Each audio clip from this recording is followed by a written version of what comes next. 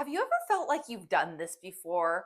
Like, have you ever walked into a place you've never been and your body relaxes as if it's almost familiar? Or maybe you meet someone new and you feel a connection with them that feels almost ancient. Or maybe you're drawn to a certain culture or language or ritual or even a location in the world and you can't explain why, but when you go there or engage with that, it feels like deja vu. We have a word for it in the earthling language, deja vu. Some people experience this in their dreams where they have reoccurring scenes from a time they've never lived. Some feel this in their talents, like skills that come really naturally to them, like as if they were practicing them for many lifetimes. Some feel this in their fears, right? Like these irrational, unexplainable, but persistent fears that can't really be explained in this lifetime. Others feel it in their grief, missing someone they've never met or mourning a place they've never been to.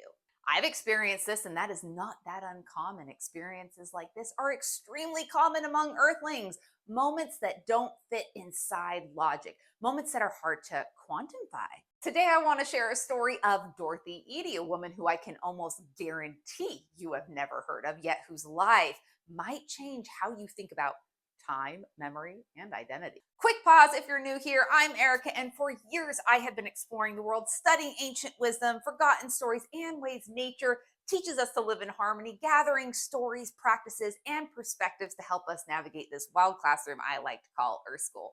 All right, now back to Dorothy. Dorothy Eady was a British woman born in 1904 who had a profound impact on Egyptology, not because she studied this topic, but because after her near death experience, she began remembering a life that wasn't hers, or at least not hers in this lifetime. She claimed to have lived as a priestess in ancient Egypt in service to the god Osiris. She knew things that no one had taught her. In fact, she knew of things that hadn't even been discovered yet. This is the story of Dorothy Eady.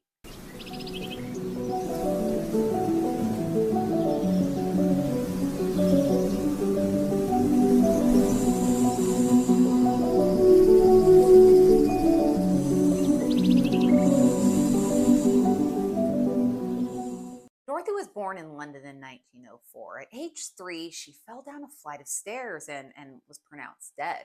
Minutes later, though, she woke up, but she was different. She developed a foreign accent. She began begging to go home, even though she was already in her parents' house. Now, remember, she was only 3 at this time. At age 4, her parents visited the British Museum and brought Dorothy along. When her parents arrived at the Egyptian galleries within the British Museum, young Dorothy ran about the Egyptian hall saying, and I quote, "There is my home, but where are the trees? Where are the gardens? The temple that was Seti, the father of Ramesses the Great." Then she began kissing the feet of the Egyptian statues at 4 years old. When it was time to leave the museum, Dorothy broke down, crying, screaming, yelling, refusing to go. Her parents eventually got her home, but when they did, something had shifted in Dorothy. The visit seemed to have woken something deep in her, and soon she began having vivid, almost cinematic dreams, scenes that felt less imagined and more remembered. The dream centered around ancient Egypt and a certain building in particular. Later, she came across a photo of the Temple of Seti and recognized it instantly. It was the place from her dreams. What started as strange visions began to take root and eventually growing into a lifelong obsession that shaped everything she did. School largely disinterested Dorothy, and she would often skip class to go to the Egyptian antiquity exhibit. Eventually, she caught the attention of famous Egyptologist E.A. Wallace Budge. He didn't dismiss her, he mentored her. By her teens, Dorothy was translating hieroglyphs most adults would never be able to read. She would often say that she didn't need to relearn them, she just needed a refresher, and that's why she was able to learn them so fast. As she grew older, her memory sharpened. She claimed she had lived as a temple priestess in Abydos who fell in love with Pharaoh Seti. She said their secret relationship ended in tragedy and that she ended up taking her own life. The heartbroken Pharaoh vowed to never forget her and began visiting her in her dreams. And her journals, kept completely secret until her death, Edie wrote about numerous dream visitations by the spirit of her ancient lover, the Pharaoh. Her unusual behavior consistently worried her family, especially as these dreams grew more intense with age. Her parents were often very concerned with her mental health, and she was placed in several sanitariums, but no treatment ever stopped the dreams, and no doctor could persuade Dorothy that what she was remembering was not real. In her 20s, Dorothy met and married an Egyptian student, and they moved to Cairo. After moving to Cairo, she arrived and immediately started kissing the ground, saying, "I am home." She soon gave birth to her only child, a son that she named Seti after the pharaoh she deeply loved.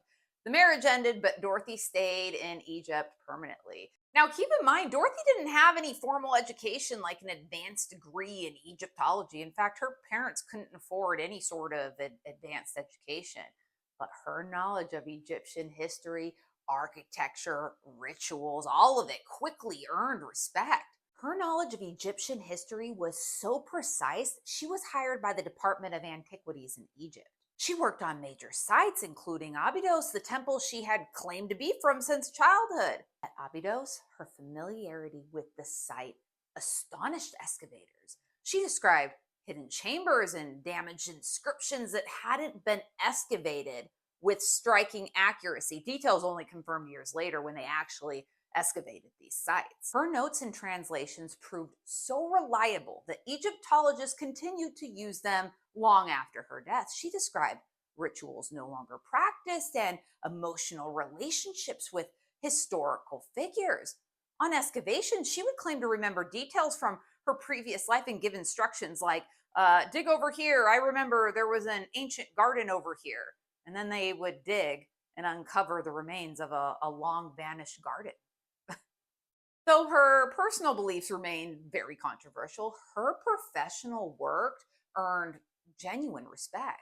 Those who knew her described her as intelligent and honest and dedicated, a woman who truly loved Egypt. And she did not hide who she was, not for one moment. She regularly prayed, making offerings to ancient Egyptian gods, and even spent nights in the Great Pyramid.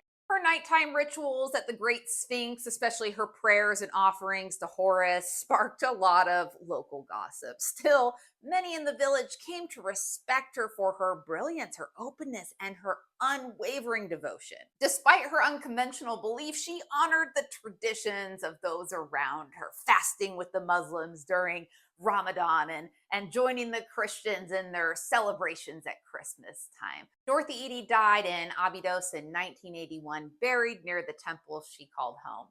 Her story blurs the lines between memory and mystery.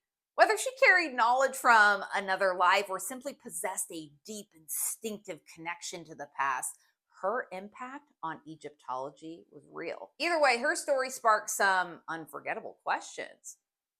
What if memory is not confined to the brain, but to the soul?